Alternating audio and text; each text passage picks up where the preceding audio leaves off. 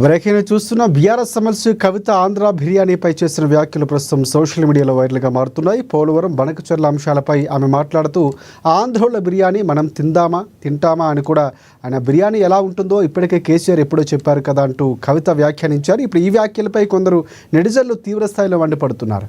గతంలో మాజీ మంత్రి రోజా ఇంట్లో ఆంధ్ర బిర్యానీ కేసీఆర్ ఎలా తిన్నాడంటూ ప్రశ్నిస్తున్నారు.